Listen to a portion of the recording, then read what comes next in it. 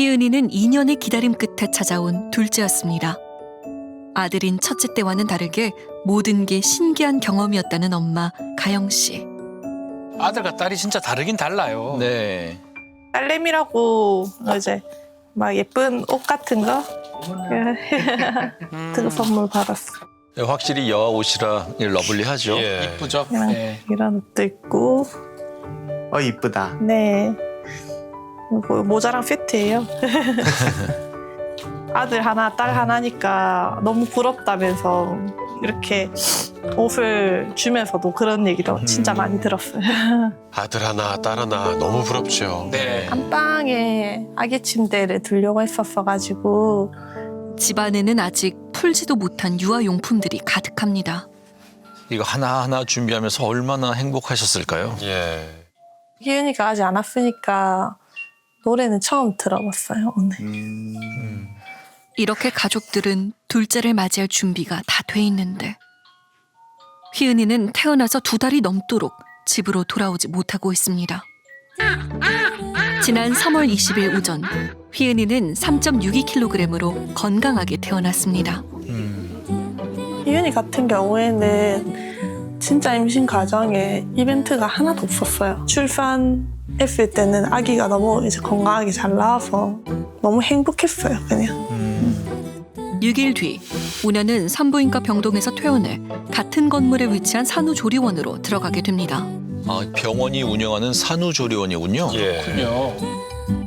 저녁을 먹고 6시 경에는 휘은이를 방으로 데려와 수유도 하고 기저귀도 갈아주며 함께 지냈다고 합니다.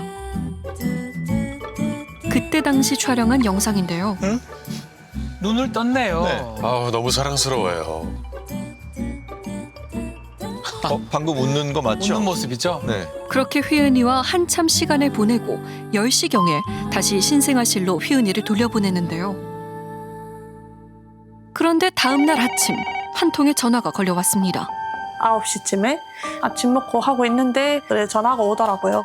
말씀드릴 게 있다고 와보라고 이렇게 얘기를 하시더라고요. 그래서 무슨 일이지 하면서 제가 신생아실로 이제 갔죠.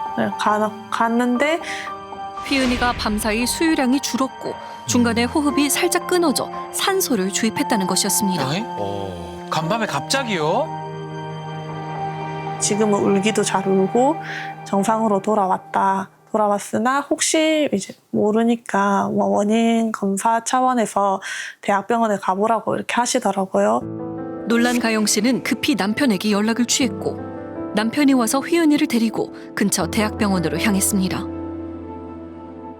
우측에 CT를 찍었는데 뇌출혈이 네? 엄청 다량으로 발생하였다라는 소견을 우리한테 보여주면서 뇌 CT 촬영 결과 오른쪽 머리에서 다량의 출혈이 발견됐다는 것이었습니다. 아니, 신생아가 뇌출혈이라고요? 심각한 건 뇌 손상이 너무 심해 수술을 해도 나아질 방도가 없다는 것이었는데요. 지금 너무 출혈이 이미 강하기 때문에 수술로 얻을 이득이 없는 상태라고 하시더라고요. 아유. 작디 작은 몸에 꽂힌 수많은 주사바늘을 보고 엄마 아빠는 억장이 무너졌습니다. 당연하죠. 갓 태어난 아기잖아요. 어떤 부모가 아이한테 저런 일이 생길 거라고 상상할 수 있겠습니까? 그러니까요. 아유. 고생이 너무 많아.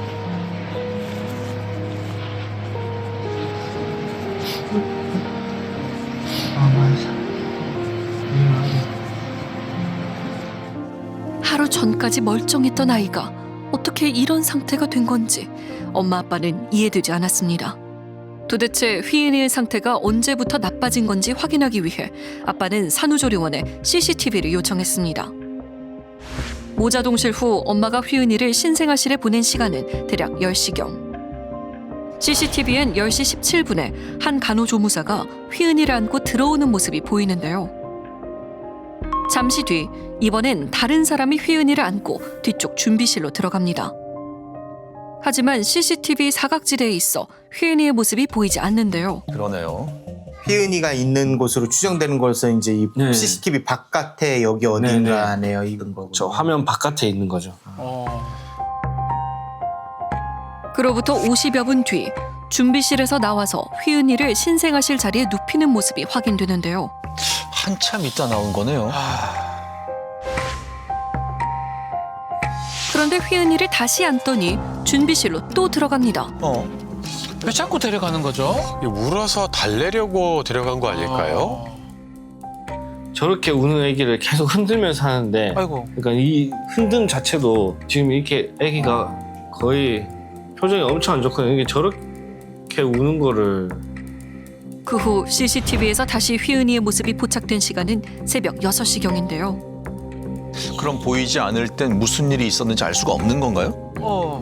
근데 지금 뭐가 이상이 있으신가? 예, 조무사님이 계속 뚫어져라 보시는 거예요. 쳐다보네요. 네. 차트도. 예. 그런데 휘은이에게 이상이라도 생긴 걸까? 휘은이를 뚫어져라 쳐다보던 간호조무사는 얼굴을 들어 확인하고 코에 손을 갖다 대기도 합니다.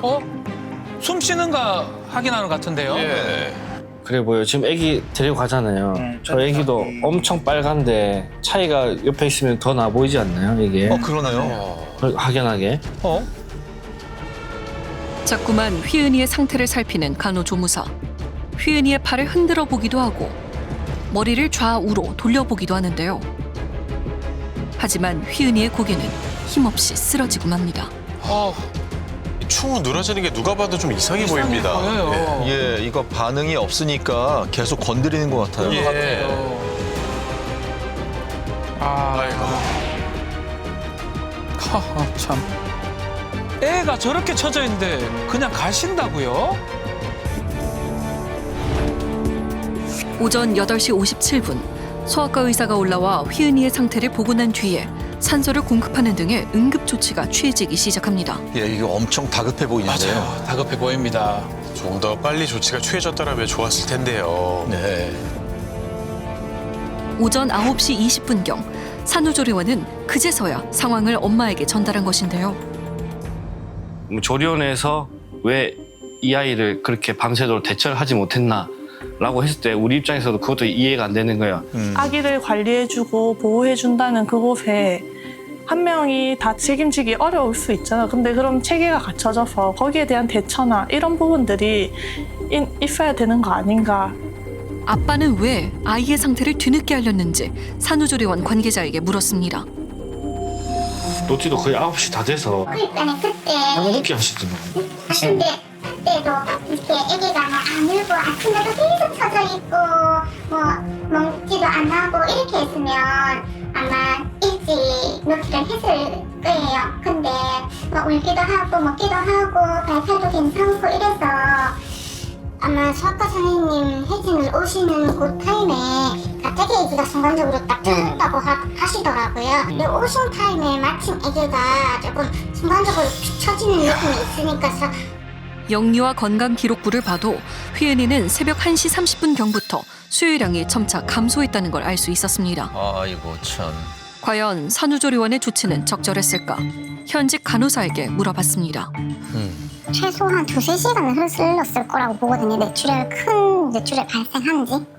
뭐 보면은 뭐 코를 만져보고 숨 쉬는지를 확인해보고 할 정도면 본인도 이상을 느껴서 그런 처치를 해보고 아이 고개를 젖혀보고 했을 행동이 나타난 건데 이미 수유량이 줄어드는 걸 그 전부터 알고 있었고 그리고 그때 되면 분명히 아이 활력 지원과 처지거나 그런 증상, 피부 색깔이 달라지거나 하는 증상이 있었을 텐데 그런 거를 다 놓치고 뭐 보고도 놓치고 이제 이미 골든타임이 있는 대로 다 지나서 이제 그런 증상을 체크를 한 것 같습니다. 아이가 있는 한 지인이 휘은이의 사진을 보고 의문을 제기한 것입니다. 네? 도대체 어떤 부분인지 궁금한데요.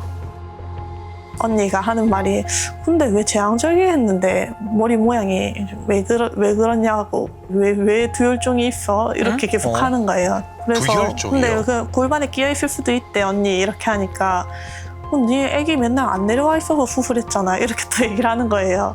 아 그건 그렇네. 뭐지? 안 내려와 있어도 끼일 수 있나 어디? 막 이런 생각을 했었어요. 휘은이의 머리에는 멍든 것처럼 큰 두혈종이 있었는데요. 더군다나 두혈종이 생긴 부분이 뇌출혈 부위와 일치했던 것입니다.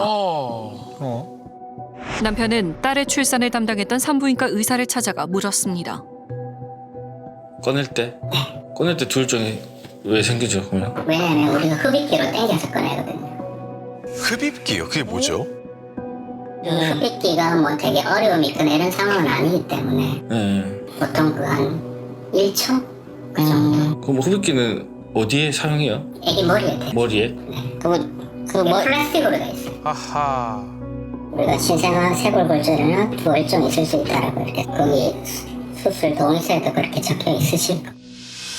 다시 보니 수술 동의서에는 흡입기 사용으로 인해 두혈종이 생길 수 있다고 써 있었습니다. 진공흡착기, 즉 흡입기는 아이를 분만하는 과정에서 사용하는 의료기구라고 하는데요. 저런 게 있다는 걸 처음 알았습니다. 예. 아기의 머리에 이렇게 흡입기를 부착을 해서 압력으로 진공 상태를 만들어서 빨아들이는 거죠. 그래서 빼내는데 도움을 주는 거예요. 그렇다면 흡입기는 어떤 경우에 사용하는 것일까요? 제왕절개 중에 흡입분만을 사용하는 경우는 아주 흔하지는 않습니다. 태아가 이제 진통 과정을 겪어서 작은 입구까지 많이 내려왔는데 확 껴가지고 질식분만이 더 이상 어려워서 응급으로 제왕절개를 하는 경우에는 흡입분만을 함께 병행해 볼 수가 있겠습니다. 사용을 하는 것이 적절하느냐에 대한 판단은 전적으로 수술과 또 분만을 한 의사의 판단에 맡기는 것이 중요하겠습니다. 이야. 하지만 휘은이 엄마의 경우 예약된 제왕절개 수술이었고 수술 기록지를 봐도 분만 당시 위급한 상황은 아니었던 것으로 보이는데요. 하지만 기록지 어디에도 흡입기를 사용했다는 내용은 없습니다. 흡입기 사실 지금도 어떻게 생겼는지도 잘 모르겠어요. 그때 뭐 듣고 너무 놀랬죠, 진짜. 그냥 근데 왜 흡입기를 쓰지? 근데 왜 기록은 없지? 그게 우리 아기가 뭔가 뇌 압력을 받고 있는 그게 전조 증상이었을 수도 있겠다 이런 생각이 들더라고요. 그러면서 압박을 받으면서 결국 다른 부위의 출혈까지 연결됐을 수도 있구나. 흡입기는 압력을 줘서 아기의 머리를 끌어당기는 기구라 심할 경우 합병증이 생길 수 있다고 합니다. 그런데 진공흡입기의 부작용과 휘은이의 증상에서 공통되는 부분이 있었다는 겁니다. 흡입기를 부착할 때 적절한 위치에 딱 붙여서 하고 특히 우리가 중간에 흡입기를 댔을 때 아기의 하강은 돕지 못하면서 뻥 소리가 나고 흡입컵이 빠지는 팝오프라는 현상이 있어요. 그럴 때는 아기의 머리에 강한 압박이 됐다가 한꺼번에 힘이 팍 빠지면서 더 손상을 많이 줄 수 있다고 되어 있습니다. 진공흡착기를 사용했는지 안 했는지조차 기록이 안 남아있는 거는 좀 아쉬운 부분입니다. 더군다나 이번 2달 뒤 확인한 검사에서 새로운 사실도 알게 됐는데요. 유전자 검사에서 HHT1이라는 질환의 양성이 뜬 거예요. HHT1 이게 뭡니까? 정맥과 동맥 사이에 모세혈관으로 인해서 연결이 이제 돼 있어야 되는데 동맥과 정맥이 직접적으로 연결돼서 이제 작은 외상에도 그 출혈이 쉽게 일어날 수 있는 체질이다. 90%가 코피를 흘리는 게 가장 큰 증상이라고 하더라고요. 유전성 출혈성 모세혈관 확장증은 모세혈관이 비정상적으로 확장되어 출혈과 혈관 기형을 일으키는 유전 질환이라고 합니다. 휘은이의 뇌출혈과의 연관성에 대해 전문가들의 의견은 엇갈립니다. 출혈이 한번 나면 잘 멈추지 않는 약한 그런 유전적인 결함을 갖고 있는 아이이기 때문에 다른 아이들은 멍이 들다가 빠진다거나 약간의 두혈증이 생기다가 서서히 없어진다거나 하는데 이 아이는 그게 점점 악화될 수밖에 없는 어떤 기질적인 원인을 갖고 있다는 거죠. 일반적으로 제왕절개 시 이렇게 흡입기를 루틴하게 사용하지 않지만 잠깐씩 쓴 거기 때문에 이게 나중에 영향을 줄 것 같지는 않아요. 저절로 가만히 있다가 출혈이 되었다기보다 뭔가 뇌출혈이 발생했는데 그 뇌출혈이 더 심하게 나타난다거나 이 원인은 사실은 명확하게는 아무도 알 수가 없지만 흡입분만에 의해서 어쨌든 위험이 증가하는 것은 사실입니다. 대학병원 입원 당시 흡입기 사용 여부만 알려줬어도 아픈 원인을 좀 더 빨리 찾아낼 수 있진 않았을까. 부모님은 이 부분이 가장 안타깝습니다. 아이고. 흡입기 안 썼어요. 우리 난산 아니었어요. 이런 얘기만 계속 했었거든요. 휘은이가 지금 상황에 빠지게 되는 과정에서 관여했던 그러한 의료 관련된 사람들이 자기에게 요구된 그런 주의 의무를 다 했느냐, CCTV 영상을 봤을 때 이 당시에 부모에게 알리지 않은 것에 대해서 의문을 가지지 않을 사람은 정말 극히 드물다고 생각될 정도로 저는 조련의 대처가 굉장히 적절하지 않았다고 생각하고 있습니다. 그리고 흡입기 사용이 적절한 방법으로 되었다고 가정을 하더라도 그에 관한 내용을 진료 기록부나 필요한 의무 기록지에 기록을 해두었어야 되는데 그러한 기록을 해두지 않은 이유는 무엇인지, 그러한 설명은 제대로 하지 않은 이유는 무엇인지 등이 확인이 필요하다고 생각합니다. 흡입기를 사용한 이유와 왜 기록에 남기지 않았는지, 또 산후조리원의 조치는 적절했는지 묻고 싶습니다. 병원은 서면으로 입장을 밝혀왔습니다. 진공 흡입기를 사용한 이유에 대해선 산모의 반복 제왕절개 분만으로 수술의 범위가 좁았고 태아의 머리가 정상 퇴위가 아니라 사용하게 되었다고 합니다. 또한 제왕절개 분만 수술 시에는 진공 흡입기를 사용하는 것이 필수 기재 사항이라고 판단하지 않아 기록하지 않았으며, 흡입 분만은 안전한 분만 방법이라 할 수 있으나 휘은이처럼 뇌혈관이 약한 아이에게 어떤 영향을 미칠지에 대해서는 보고된 바가 없다는 입장을 보내왔습니다. 한편 산후조리원 측의 경우 의사에게 보고하지 않은 이유에 대해 당시 수유량이 줄고 힘이 없어 보이기는 했지만 활력 징후가 정상이었고 울고 먹으려는 욕구가 관찰되었기 때문에 의사에게 보고하지 않았다고 입장을 밝혀왔는데요. 휘은이가 태어나고 이제 3달이 흘렀습니다. 중환자실에서 휘은이를 볼 수 있는 시간은 하루 15분.